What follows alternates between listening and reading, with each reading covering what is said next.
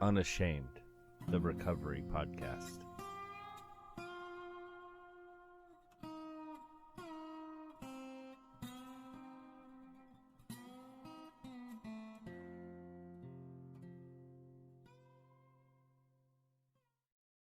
And hello, recovery family. Welcome to a new season and another episode of the Unashamed Recovery Podcast, where it is okay to not be okay. I'm your host, Josh, an addict celebrating recovery from a 20-year porn and sex addiction. And new this season is my good friend and co-host, Drew. Hey, Unashamed family. I'm Drew. I celebrate in recovery, and I deal with a 17-year life of addiction, life struggles, living a life of insanity as well. On today's episode, we once again bring you a true story of redemption and hope in overcoming addiction. At the center of what the Unashamed Recovery Podcast is all about is breaking the shame and the stigma of addiction and recovery, one episode at a time. And we're breaking that barrier by having honest and real conversations with real people and real recovery, by being unashamed and telling our stories, shining our light of freedom for those still trapped in the darkness. These stories feature people who have faced a lifelong battle of addiction or hurts and habits and hang-ups, and they've hit rock bottom. They've overcame that hell of addiction, and they have found lasting sobriety, whatever that may look like for them. These stories are raw and unfiltered, but most importantly, they are real, to show others that we do recover and that there is hope and that there is life outside of addiction. Now, these stories may contain adult language and adult content and may be a trigger. To keep these stories as real and true in nature as we can, we don't edit or cut anything out. We honor those who are willing to share by telling their whole story, even the dark parts, the ugly parts of it. So viewer discretion is advised. Recovery fam, it is a proven fact that we heal once the shame is gone. And shame dies when we share our story in a safe place. And I hope that this podcast is a safe place for all, for those who are breaking their anonymity and breaking their shame by sharing, and also a safe place for everyone listening. There is healing in sharing our secrets and our stories of addiction, our trials, our failures, and all of our powerlessness, and even more healing in hearing how others have recovered. So, without further delay, let's meet today's guest. And our guest today is not really a guest at all. Our guest today is actually our co-host, Drew. And when we got into this, talking about this episode, we realized, hey, not many people of our listeners know about Drew's story. So we figured what better way than to kickstart this season by telling Drew's story. Most of our long-term listeners may remember Drew coming on episode 4, I think, and talking about Relapse. And that really wasn't Drew's story. It was just Drew giving his overall experience with Relapse. And so today, we're going to get Drew's story. And I'm excited. I hope you're excited. But hey, before we get started in this, Drew, tell everybody just a little bit of your backstory. Tell them a little bit about who you are. All right, so everybody, I'm Drew. I come from a pretty nice family. Everything was pretty legit. Me growing up, my childhood was, I can't really complain about my childhood. There's certain aspects that, that were rough. But at the same time, I have been to college. I work a pretty good, decent job right now, but before all that started, it was a life of turmoil, a lot of distrust, me trying to figure out where I belonged in life. It's just there was a lot of degradation, I guess, so to speak, and it was just a lot of, me trying to figure out who I am. And that's where a lot of the roads took me as far as the addiction goes and stuff like that. It was just me trying to figure out me. but in that sense, I also got lost even further trying to figure out who I was due to the fact that I was just steadily, living the life of what you've heard me say 1,000 times of insanity. But all the same, I have three beautiful kids. It's just life is right now. I'm probably living my best life, but that came at the end of something, that was something terrible, so to speak. But from ashes, you can make beauty. And that's just that's one of those things that that sit in my brain right now. Is the fact that it was I burned it all down, but God gave me another chance there. So, but that's awesome. That's a little bit about me.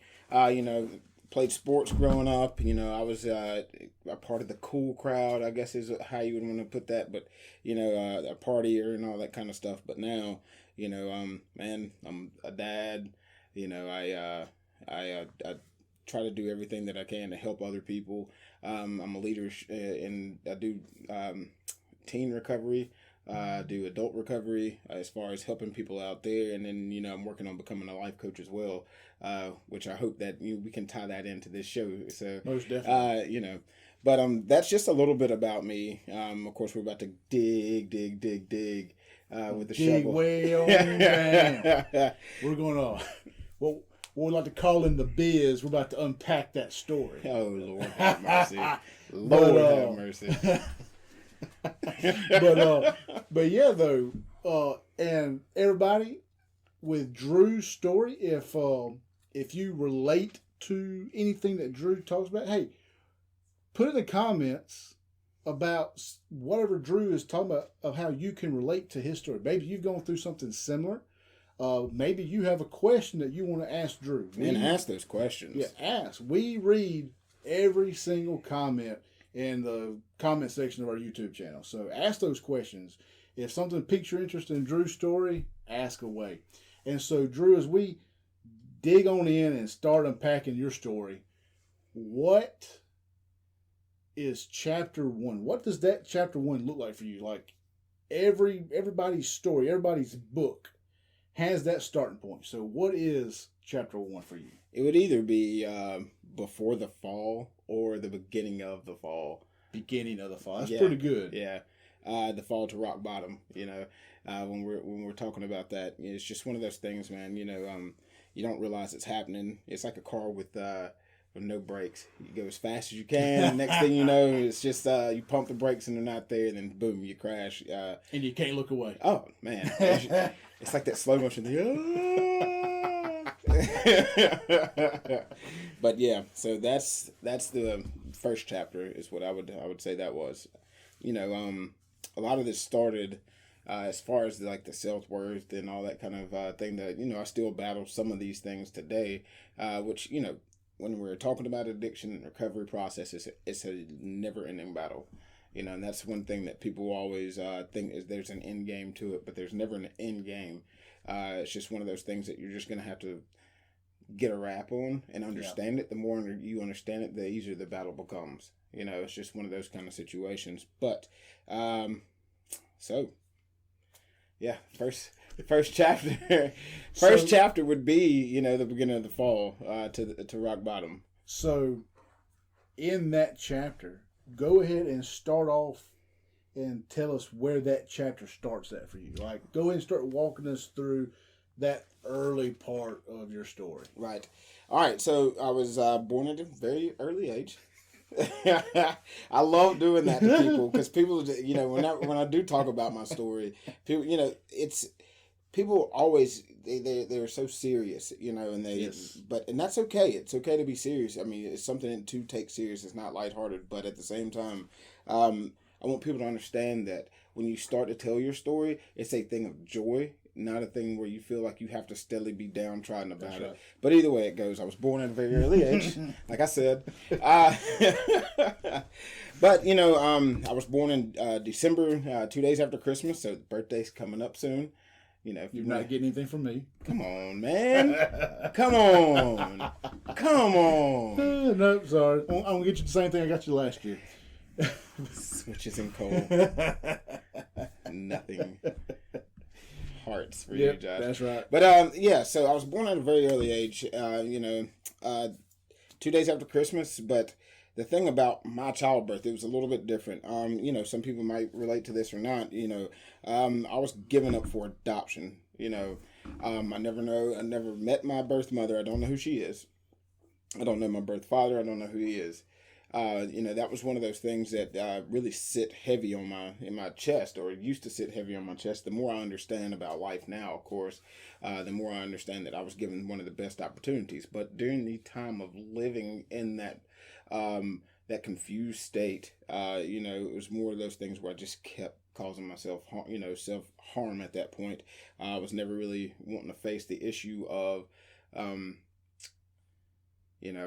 that I was blessed, I just kept it at, nobody wants me around, so therefore the self-worth thing would start a long time ago. So I saw a post that you had put up not too long ago. Matter of fact, it was let's not talk about the Band-Aids, the addictions. Let's talk about the bullet holes. That was a major bullet hole, and I didn't even realize it until I started doing the steps and stuff like that, until I started really digging in to who I was. Yeah. That thing had, that me being adopted, and not having what you would call a normal life, which it was normal. It just wasn't normal in retrospect to, and it was just crazy how I found out. But either way it goes, my dad worked a lot, so he was in and out of the house. Not saying that he was kicked out or anything like that. He was just a busy guy. Yeah. He was around for my childhood, but at the same time, he was always working. Work took precedent over family sometimes, and I get it. He provided us a very healthy life. My mom was the main caretaker, and she still spoils me to this day. Big old baby. So I'm gonna go on a guess here and just say mama's boy. Maybe. Ain't no shame in that. Hey, you didn't have to call me out there. Hey, ain't no shame in that. I'll just go ahead and put it on out there. I'm a mama's boy too. Yes, I love my mama. I am definitely your mama's boy. Hey, I'm the only child, so big mama's boy. Oh man, so you had it easy. I have two sisters. Yeah, so one older, one younger. I was a middle child and the only boy. So, if you can only imagine, man, right? Nope. So, with having this mom home figure that was kind of, I'm not gonna take anything away from your dad. Because your dad's a great guy, but your mom was kind of that central home figure because your dad was working so much. How did that play into home life at such an early age? Eventually you start to feel like, when you get into your teen years, you start to feel like you're the man of the house. And so your dad, when he comes there and he's like, oh, you do this, you really, you have a disregard for his authority at that point in time. So, there was a lot of lashing out back and forth there, but a lot of that lashing out really did kind of start whenever he would come home or he would be there. Not to say that he was gone every night. He would just take trips and he'd gone for weeks or gone for a week here and there, doing his best to provide. But whenever he would come back, it'd be one of those things where he would want to lay down the law, his law. So, and another thing about it, he really didn't use the L word a lot. When we're talking about love and family and all that kind of stuff, it wasn't really exemplified in our house. It was mentioned, but it was never shown through physical touch or anything like that. So it was, but it wasn't absent. You knew, but it was like an understood thing. But at the same time, for somebody like me, I need the affirmation of it. You know what I mean? I understand that. It'd be, show me, Mm-hmm. Like I said, it was shown, but it just wasn't frequently shown. My childhood, like I said, it was good. It was good as far as we were afforded to do all the things that you ever wanted to do as a kid. Yeah. But at the same time, were they supplementing money for love at that point in time? So you just have to, I don't know, it's one of those things you kind of have to, you try to figure out. But, over time now we've talked about it, and that was kind of like their parents didn't show them that affection that, you would long for as a kid, but we build these ideals off of what we see either on TV shows, movies, and from other families and stuff like that. People we see at school. Yeah. And that was a big part of it. These kids at school were like, oh, yeah, man, me and my dad were going fishing. We're going to do this. And, my dad would always be working. Yeah. It's just kind of like, well, Dad, can we go fishing? He wouldn't want to go fishing or anything like that. But, there were times. But, sometimes it's easier to remember the bad, especially the lifestyle that I chose. And, when we're in our addiction, we're looking for people to blame other than ourselves. And so it's easy for us to, hey, this stuck out, so it's easy for me to blame this person for this because it doesn't put the blame on me. So it kind of goes like that. But so we've identified this childhood where wanting that love. You were put up for adoption. You had a dad who was there, but he was at work. You were wanting that affirmation, and so hey, this is a addiction and recovery podcast, and people who are on here, they have struggled with addiction. So let's get to the good stuff. How did that lead in? And dun dun dun, we all know it's coming. You struggled with an addiction. So how did that lead in to your addiction? All right. So my childhood, what really led into it throughout my childhood was the fact that I felt like I didn't belong anywhere. When you hear at 12 years old that you're adopted after you think, for your entire life up till then, that those are your parents, were your parents. But when the time came to play football, it was, that was when everything changed because, I had to get, papers signed about my family medical history and all that kind of stuff. And they took me to the side and they're like, well, son, let me tell you something. Oh, wow. Yeah. And, they dropped a bomb. And so after they dropped this bomb, it was just kind of like, all right, so where do I really fit in life? Obviously these aren't my parents. These aren't anybody. I don't know these people. These people have literally lied to me at this point. My whole life is a lie. Yeah. I'm just trying to play football, and here this is. Yeah, I mean, that was literally it. I was trying to fit in somewhere else. I was trying to get on a team here. And like I said, I played sports my entire life, but it wasn't ever a thing whenever you're playing recreational. That's right. But when you get to high school, and they need to know for high school physicals and all that kind of stuff, because as a youth, they're just letting you go out there and play. Yep. But when the physical time started, they needed to know family medical history, and I had to shoot a paper, and I was like, how come you guys won't sign this? What's the deal? And then finally it was just like, all right, well, you're adopted.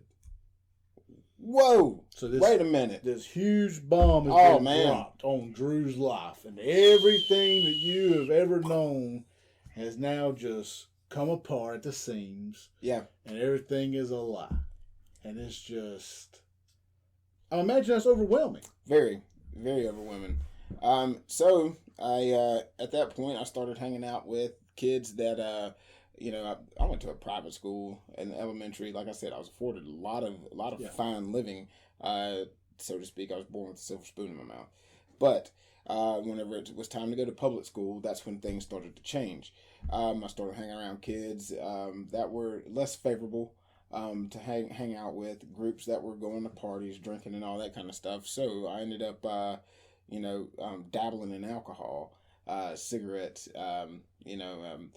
not quite to the marijuana use at that point in time, but it was mainly alcohol, cigarette smoking, and stuff like that. But then my grades started to slip, in middle school. But then, I brought them back up, of course, because that was the kid I was. I was the smart kid, but the behavioral issues, especially after I found out I was adopted, because I felt like I didn't belong anywhere. Yeah, you can't tell me what to do because you're not my mom and dad. Yeah, that was really hurtful. But that's when, the abuse started between me and my dad.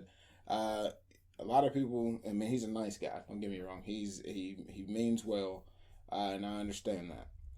But there is some things that probably should never happen to somebody that's trying to understand who they are. Not even just that. There's kids that shouldn't have to live through it. My anger today, it resembles exactly the or it mirrors what he used to do. Yeah. In the same retrospect, but I've gotten a rap on that due to being in Celebrate Recovery, working steps, working on me, figuring out once again who I am and why these things happen, who, what, where, why type of situations. But I can remember one time I'm sitting there talking to my dad, or actually I was sitting there doing homework. And then he comes in, he's like, turn the TV off to do homework. Me being an ADHD kid, I had to have some background noise or I'd literally lose it. And they started me on Ritalin at that time, but that's a whole different ballgame. That's a whole other story. Yeah, we're about to talk about that. We're going to give a brevity on that. But the thing about it with my dad, though, he walks in and he's like, turn the radio off. I'm just like, Dad, I really need the radio to be on. Well, turn the TV off. I was like, really though? The more noise, the more I'm concentrating. There's no way. He didn't understand it. Yeah. But through the fact that he used to have these anger issues and lash out, and finally I was just like, dude, I'm not turning it off. He flips the table over, on top of me, drinks everything. My homework's ruined at this point.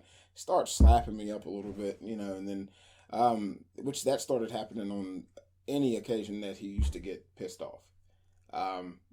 Not even just pissed off. I mean, you could smart off, and at 12 years old, you're gonna have a somewhat smart attitude or smart alecky attitude, and that's just the way it was.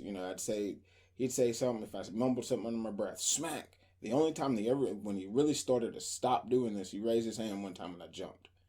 And I guess he noticed it.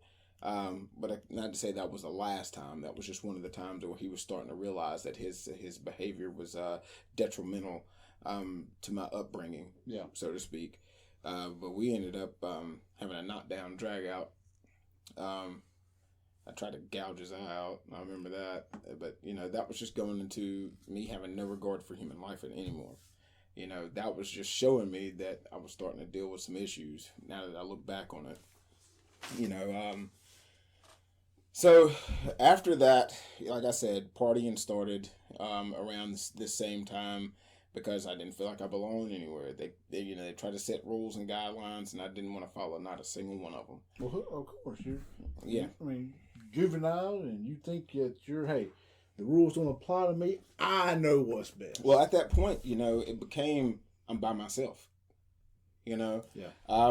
Even at school, I noticed that people started to get in these cliques and stuff like that. I didn't fit in any one of those. I was more the person that was just floating by the seat of the pants, flying by the seat of the pants. Yeah.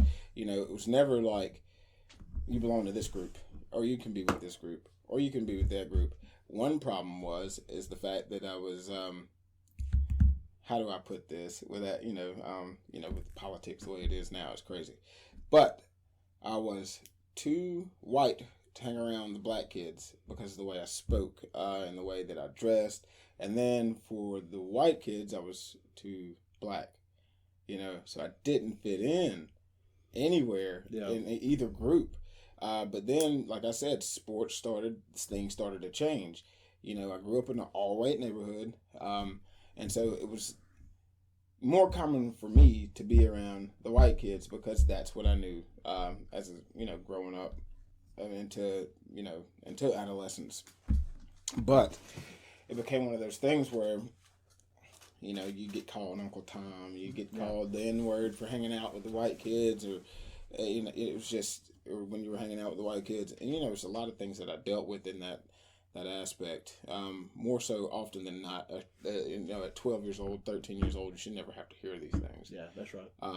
You shouldn't have to hear that the color of your skin or the way that you speak or the way that you talk or the way that you act could literally exclude you from certain groups, activities, friends, or anything like that. So that's when I really started to latch on to the group that was smoking pot, the group that was out there drinking alcohol. Man, I got so drunk one night I ended up eating a whole box of milk bones thinking they were Cheez-Its. That's how drunk I was. Yeah, it was ridiculous, to say the least. I like to tell that part because, it's all serious, but then, of course, there's some comical things that happen whenever you're in these states. But, I mean, I was a 7th grader Well, actually, seventh grade going in 8th grade, drunk. Like, what am I doing drinking alcohol? But that was the beginning. Yeah. That was the start. Because I started to fit in, because I was doing what other kids were doing, or I was doing what other people were doing at that point in time. It was just, you could see where these people really started to circle around. I was all of a sudden, he's a cool guy. Yeah. And you were sitting here looking for this place to belong. Yeah. Hey, you found out you're adopted, and you're not fitting in with the black kids, and you're not fitting in with the white kids, and you're just looking for this place to belong, and hey, you found it. Yeah, I did. And I hid it. It's crazy. That was the one thing I had, was this place where I belonged, but I could hide it. It's like, what is that movie? The Imagination Emporium, or something to that nature. I can't remember exactly the name of it, but he has this big imagination, and that's where he hides in. And that's exactly what it was. I imagine that this was probably the best group to be around, because they were fun, they were funny. Yeah. They accepted me for who I was. It didn't matter about skin tone or all that. Not to say that these were the best kids to hang around, but these were the kids who had open arms at this point. I remember, hanging out with them, getting drunk at night, saying, oh, well, I'm going to stay at such and such house. The whole little, little kid thing we used to do back then. But then it got to the point to where it was becoming very taxing to do so. It was, all right, so now we're going to go drink. And then getting to high school at this point, steadily drinking in high school. Nobody really knows that you're getting drunk. Nobody knows you're smoking all these cigarettes. And if they did, they weren't saying anything, because my parents didn't know how to address anything that pertains to addiction. And that is a big part of why it was so easy to manipulate them, is because they didn't understand it. Yeah. So, talking about high school, we get to high school, and then the drugs changed. The groups changed. The cliques changed.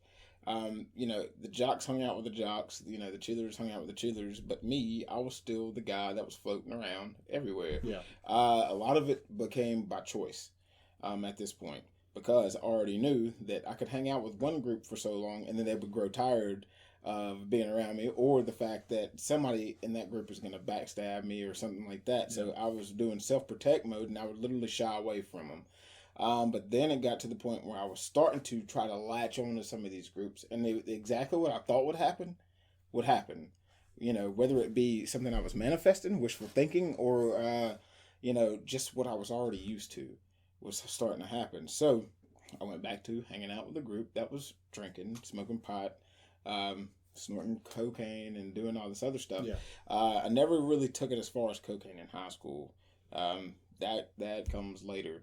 But smoking pot started. The first night I ended up smoking pot was out of one of those little Coke can bongs, man. It was crazy. That was probably the dumbest thing I ever did. With the holes yeah, you poke the holes and you got the hole on the side, and, man, I think I died. I thought I died that night. I choked so much, but the realness of that night was the fact that first night I smoked pot, I had 3 best friends die. Where I say best friends, 3 friends that I highly acquainted myself with, that I highly attached myself to. They were, athletes. They ended up wrecking on J.O. Thomas Road.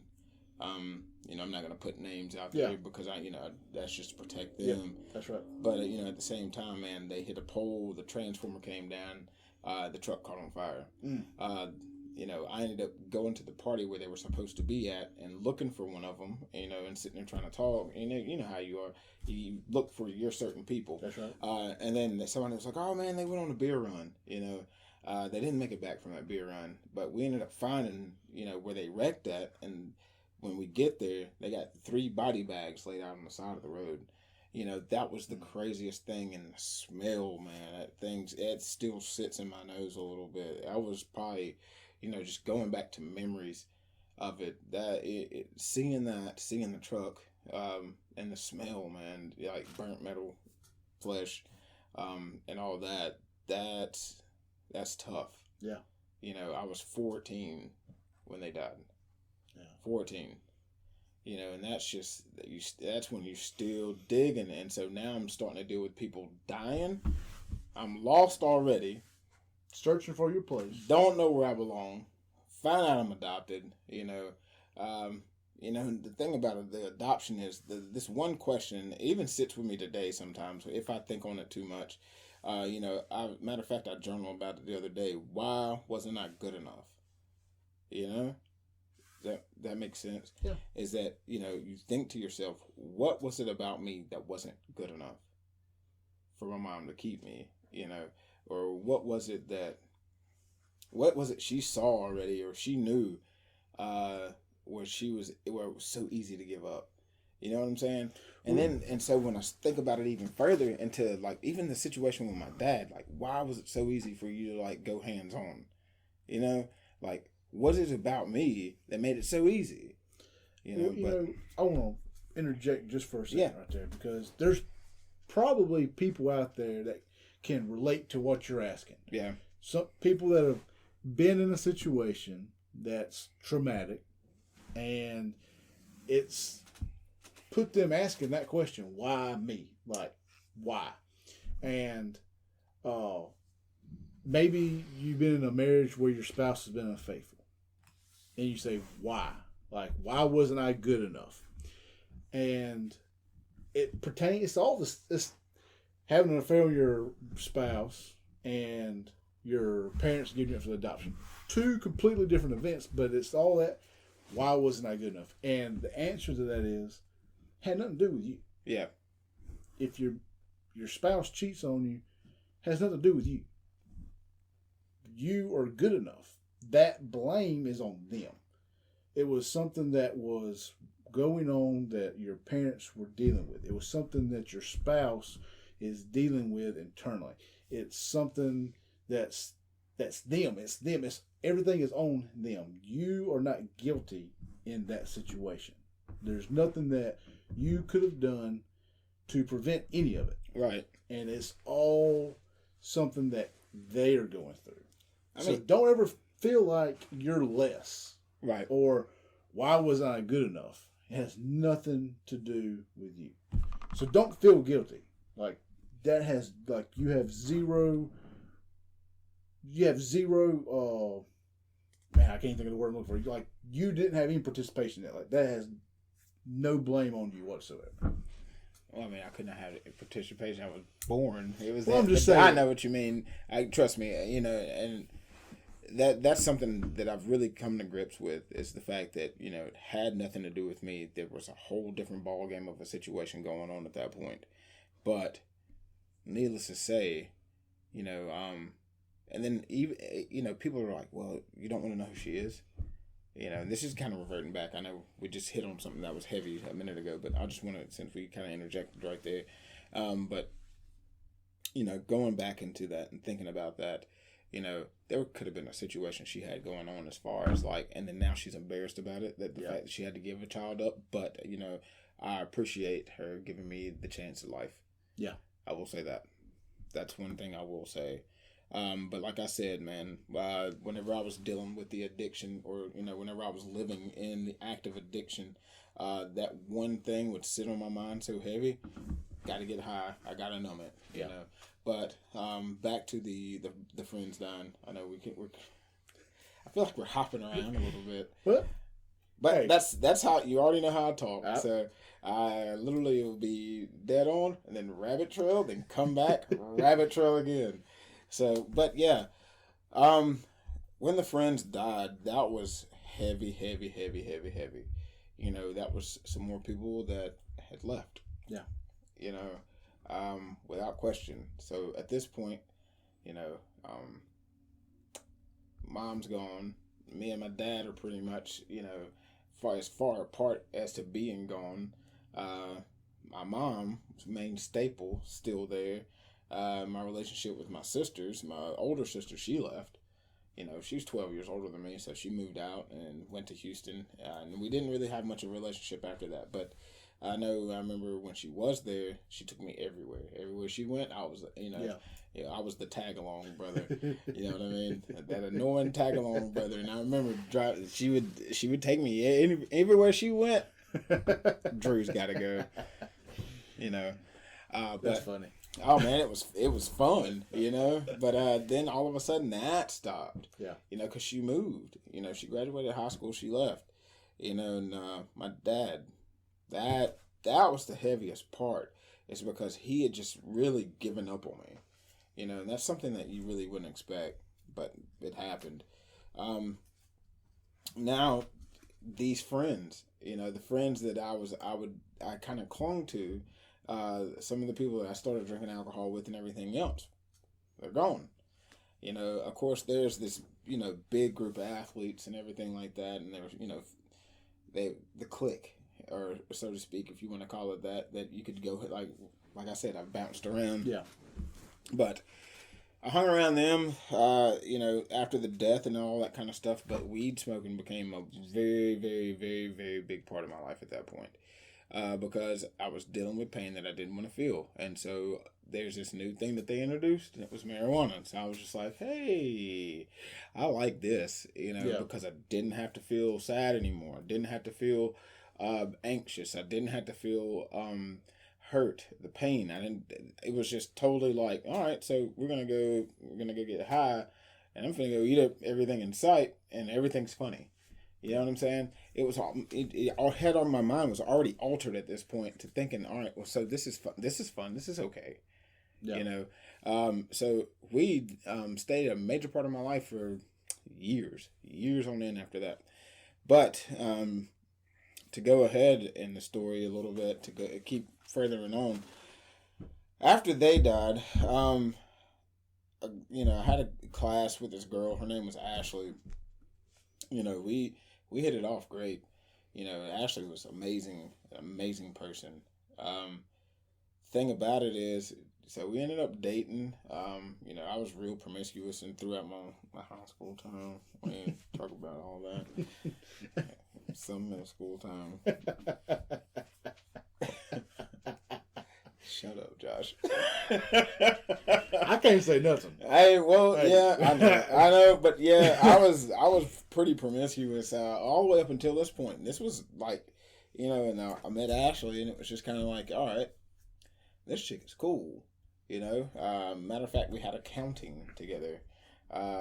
Class was so boring, so I kept picking on this girl in front of me, and then finally we had a deep conversation. And, we just talked all the time, and she talked about God a lot, something I wasn't used to. Mm-hmm. She talked about, just living your best life kind of situations, but she was a girl before her time. If you want to talk about it like that, like the YOLO, but live for God at the same time. She talked about a number of Bible stories, how to, incorporate God into your life and all that kind of stuff. She was talking about these things, stuff that you don't really hear much, from people in high school. Yeah. And I was mesmerized. I was like, oh, tell me more. So we ended up dating. We dated for about a year. Then of course I screwed up, because high school, I went back to being the it guy, and that's one thing about me is, I became real popular real quick. Due to the fact that I threw one of the biggest knockdown drag out parties this side of the East Mississippi. Yeah. So my first party, new to high school. Well, I say new. I was probably about a sophomore at this point. This is right around the same time I met Ashley. But through this party, man, it was probably had to be like 1,500 kids. Gee, I am not kidding. I had never, ever, there was kids from all the schools. Whew. All the schools. My parents were home. I did not care. And they literally had the sheriff riding up and down the road for any car that left that yard. Blue lights. Oh, yeah. So this party was, I'm talking about cranked up. It was insane. Insane. So you throw this big party, you're the it guy, and Ashley don't want nothing to do with you. Nope. She didn't want anything to do with me at this point. I partied too hard. Yeah. You know. But then we ended up trying to date even further after that. You know, I told her I was going to calm down. Of course, I didn't calm down. That was one of those manipulative tricks that, you know, us addicts, that we use to get our way. So she figured it out pretty quickly, you know, and she was just like, you know what, I'm done. She ended up dating the neighbor down the street. Oh, yeah, one of the kids I grew up with, she ends up dating. But hurt. I was so mad. I was so mad. So this was another person that, you know, saw my antics or saw who I was, so to speak, and was just like, you know what? No, I'm good. Now, the thing about it is, she stayed in contact, though.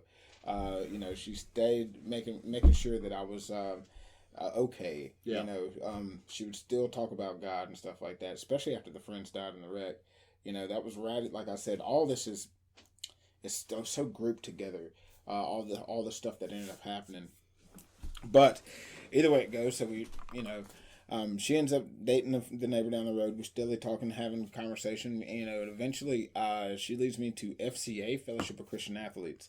And so me being a part of FCA, I ended up becoming a leader in FCA. But the thing about me being a leader in FCA, I was still smoking pot and still drinking alcohol. But I was hiding it because it was my own little world that I had this bubble around. And I think I'm you know, nobody can see this. You know what I'm saying? Nobody knows except for the people that I party with. It's high school. Everybody knows. Everybody. Just because I'm keeping the secret within my own mind does not mean that everybody else don't know. But here I am. Hey, man, that was a good party you threw out. I didn't. What party? You know what I'm saying? Bro, I was there. What party? You know? So I'm sitting there literally trying to get these people to understand it was not me. Shut up. You know, but like I said, my parents were at home, so I mean, it's not like I was hiding. I'm hiding anything from anybody. But you know, but when we're in addiction, oh man, we're in denial. Dude. And we don't want to admit that, and we want to. We're good at acting like that's not us. Yeah. Oh yeah. We're good at, like I said earlier, we're good at shifting that blame to somebody else, and we're squeaky clean. We're okay. Right. It's not that bad. Well, it's the mask. Everybody wants to wear the mask, especially, you know, those people that are in active addiction. I mean, it's that mask wearing, though, it becomes exhausting. Yes. It's tiring. Yes. But, you know, the craziest part about it is like, I was so manipulative. It's so manipulative. I could literally ask my mom for $20. She'd give me $60 just to get me to shut up and go on about my business. Like, she, you know, and then at one point I was like, you know, I would never been an addict if you would have just stopped giving me money. But I was manipulating her too. Give me the money, you know. It's like, I can look back on it now, and then so like, and then we've had conversations about this, and I was just like, you remember that time that you gave me that money? And she was like, yeah, what'd you do with it? You know, because everything's all honest Abe now, and so. I can't lie to her. So we'll get to talking about something, and she's just like, I knew it. I knew it. Well, so I want to stop because this is your story, but that really brought back a memory for me. Like, I've never struggled with an alcohol addiction or anything like that. Right. But when I was in high school, I was the drinker. Right. And my parents were strict. I was raised in a Southern Mississippi Pentecostal church. Very strict home life. And I remember one night coming home at around midnight, and I was drunk. Like, just no hiding it. Like, I was drunk. And my mom had waited up. And I walked in like nothing was wrong. Like, I walked in that door like I just got home from the library. And I thought for the longest time that I'd pull one over on her. There's no way she knew. No way. She knew. Oh, yeah. There was no way she didn't know. Oh, yeah. But, man, I thought she didn't know. I thought I pulled a fast one on her. I'm smart and mom is slow. Right. But here I am, I'm walking and stumbling around, dropping car keys. But the whole time you're like you're doing the whole balancing on the tightrope walk, and you think you got it. You know, I didn't fall not one time. It ain't about to fall, there, boss. But yeah, so let's go on into your story here. And so you know, Ashley has done left you, and so I know there's a lot in that area of your life. Right. I know there's a lot of hurt associated with that. So where does that part of your story go next? All right. So Ashley and I, we ended up getting back together. You know, it was like a year later. We ended up getting back together, and we ended up having marine biology together. She sat basically as close as we're sitting right now. You know, one day she just leans over at me and she has this big grin on her face, and I'm just like, "What do you want now?" You know, I was like, "Just because you broke up with the neighbor does not mean." She was like, "But it's inevitable." I mean, just leans over just like that, and I'm just this big cheesy grin on her face, and I'm just like, what does that word even mean? You know, this is, you know, in high school, I'm just like, I don't even know what that means. She was like, look it up. I was like, I don't even know how to spell it. She said, it starts with an I. Go look it up. You know, and I was just like, okay. So I go look it up, and, you know, it's one of those things where it's meant to happen. Yeah. And, you know, and so I come back to her, and I was like, so you think we're meant to happen? Is that what you think? And I was like, I'm not so sure. You dated my neighbor. She was like, you know, then, you know, just kind of going, let's get past that part. But, yeah. We ended up dating 3 or 4 months heavy. You know, it was one of those things where I left everything alone. I stopped drinking. I stopped partying as much. You know, it was just, you know, me and her type of situation. But I ended up talking to one of the ex-girlfriends out in the parking lot. You know, just a friendly conversation. Hey, how you doing? Hope everything's well type of situation. She got ultra pissed, and the ex-girlfriend's boyfriend, he didn't like it either, so we ended up having a fight in the parking lot. He ended up breaking my nose because he sucker punched me. Yeah, sure did. I was putting my book bag in the car, and next thing you know, crack. You know, it came down on the nose. But, of course, I had to go for an emergency surgery because he basically crushed my nose at that point. Jeez. Yeah, he hit me pretty hard. They think he hit me with something. I didn't see it. Man. You know, like I said, I was putting the book bag in the car, turn around, and, you know, it was one of those things. But the reason why that's relevant is because that put me on the couch for like a week, you know, before I could ever go back to school due to the fact of the medication they put me on. Lower tabs, they probably should have never done that. Which they wouldn't have. But then, you know, Ashley and I still hadn't seen each other since all this has happened. She was mad about me talking to the ex-girlfriend. Hearing about the fight made it even worse, you know, because that's how I spent the entirety of my childhood, adolescent, and up until this point was fighting, you know. If somebody said something wrong, I was going to earn my respect, you know. I was accustomed to fighting a whole bunch. But, you know, in this situation, you know, if I wouldn't have got sucker punched, it'd probably been a bigger fight. But either way it goes. So I ended up on the couch. You know, she came by. We talked for a while, kiss and made up type of situation. But had I known that'd be the last time I'd see her, I'd have probably had a lot more to say. You know, we talked about a lot of stuff in that moment, you know, from where I was sitting on the couch discussing it with her, and just the fight and everything like that, and what she meant to me. And it was just like, if I'd have known that was going to be the last time. But so she ends up going out with a group of friends. You know, she was like, well, I'm going to go hang out with my friends. You can't get off the couch. I'm just like, all right, that's cool. You know, so she goes, hangs out with these friends, and next thing you know, I say next thing you know, I end up waking up to somebody banging on the side, you know, the door, and it's one of my good friends, and I'm looking at him in the face. I'm like, what's up, dude? he starts crying, and I immediately knew something was wrong. I'm just like, what's up? Yeah. You know, he says, dude, it's Ashley. I was like, okay, what's she do now? You know what I'm saying? Because she was always, you know, doing something silly. Sweet girl, but silly, you know, kids. Man, the look in his face, he didn't smile, he didn't crack a joke, you know, and that's what I'm used to, is a joke being cracked, anything. He literally looks at me and goes, she's dead. I was like, even now, you know, I've dealt with it time and time again. I've told the story, but it still hurts. You know, it's just one of those times where you wish you could say a lot more. You know,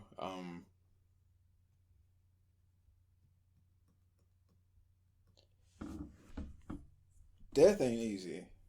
You know, and when you feel like it's the love of your life, it makes it that much harder. Yeah. But so, that was the beginning of the end for me, of normalcy end. After that, my life it took a dark turn. You know, I asked my dad, I was just like, so Dad, I mean, like, why would, you know, here we go with why again. You know, why would God take her away from me? I didn't even get a chance to say bye. I didn't even get a chance to tell her I loved her, any of that.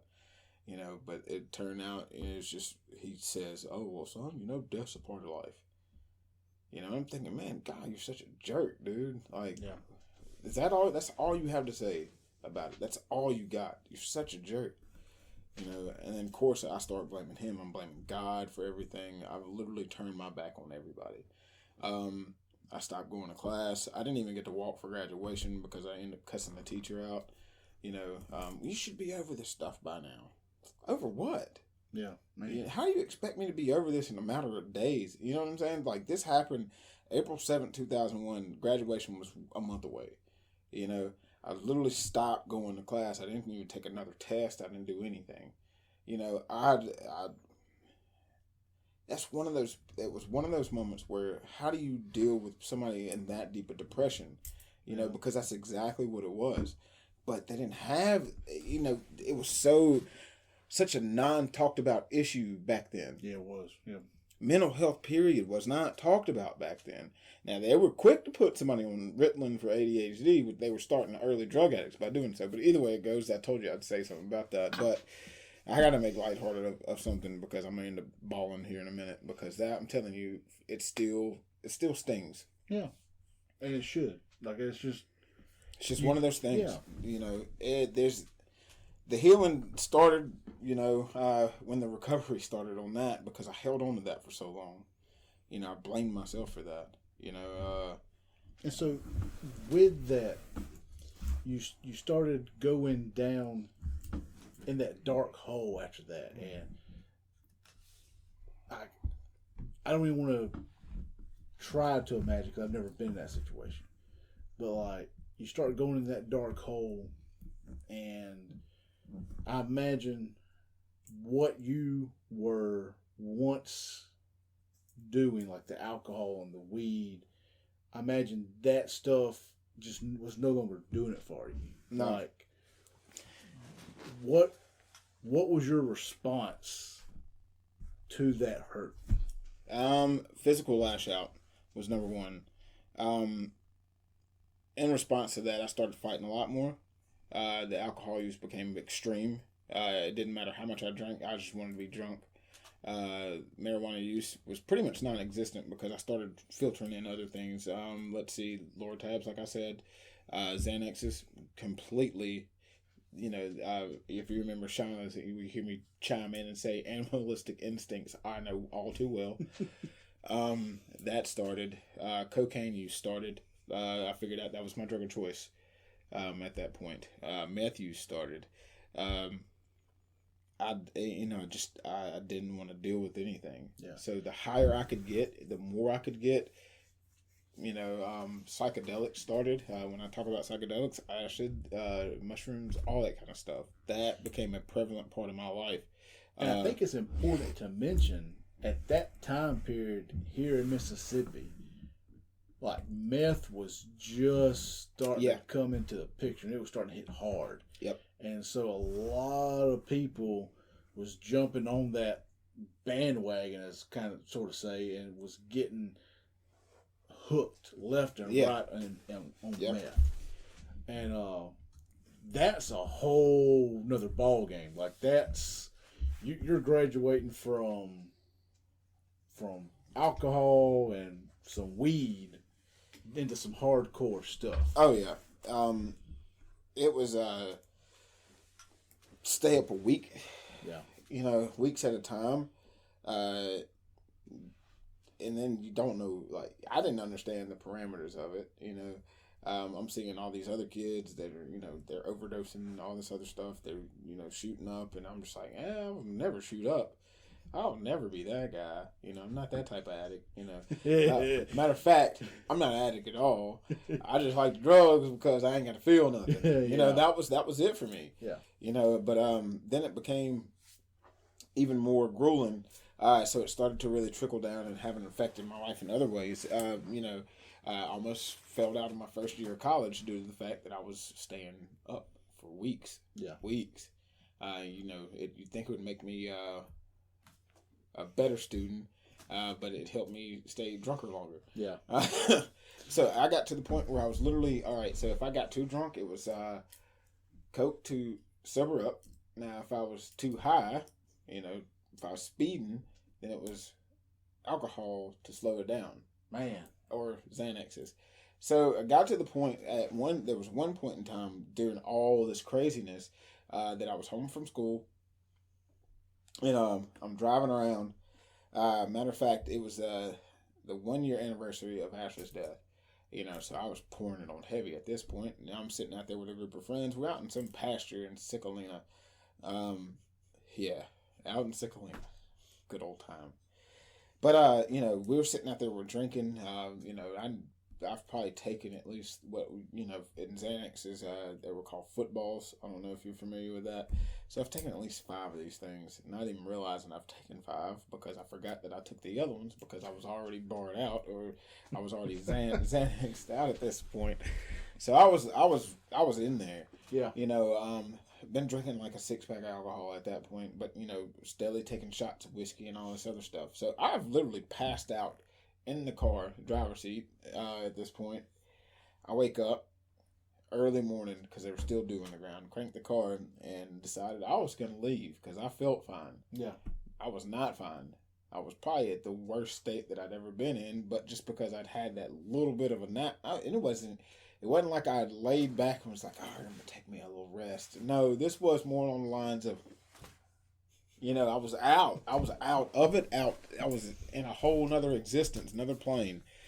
So, well, what was the song? I feel like I'm out of my body. That was pretty much it. So I get in the car and I'm going down the road. I made it through every turn. Every turn, all the turns. For some odd, I still can't remember the trip itself, but I made it through all that. Because I've gone back out there and I've driven from the pasture to just kind of taking the same route. But I get to the straightaway and all of a sudden I pass out in the straightaway. Maybe it's because I got I didn't have to concentrate as hard. Yeah. So I pass out in the straightaway and drive the car dead off a 12-foot drop off. Whew. Yeah, I hit so hard it stopped my heart. The airbag ended up hitting me and throwing me up into the sunroof.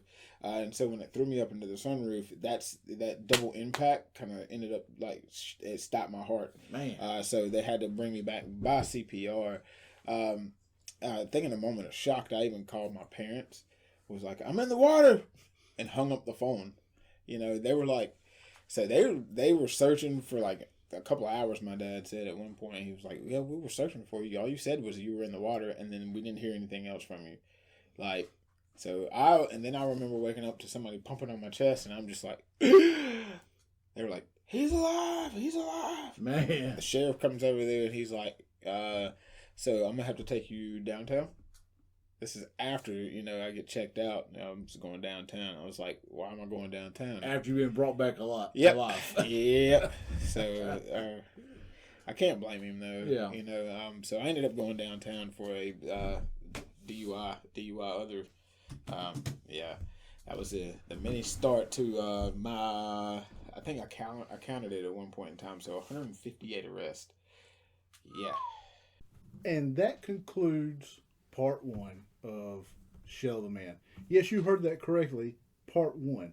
You didn't think that Drew was going to get his whole life story in just one episode, did you? So come back Monday, January the 4th for part 2 of Shell the Man, Drew's story. Drew, you have anything else you want to say?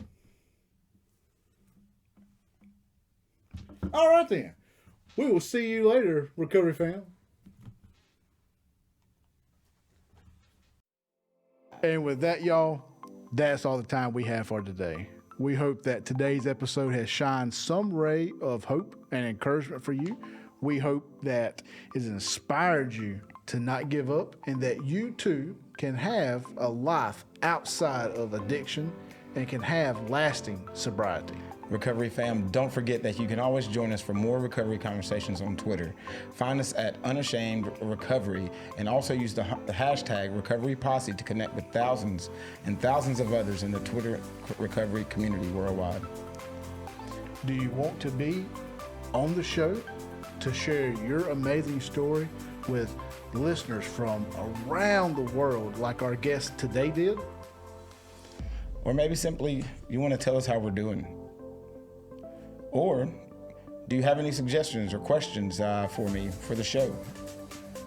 Send the show an email at unashamedpodcast@yahoo.com. That's unashamedpodcast@yahoo.com. Thank you for your continued support of the podcast, and I hope you all continue to stay sober. And until next time, we love you, and y'all remember to be unashamed.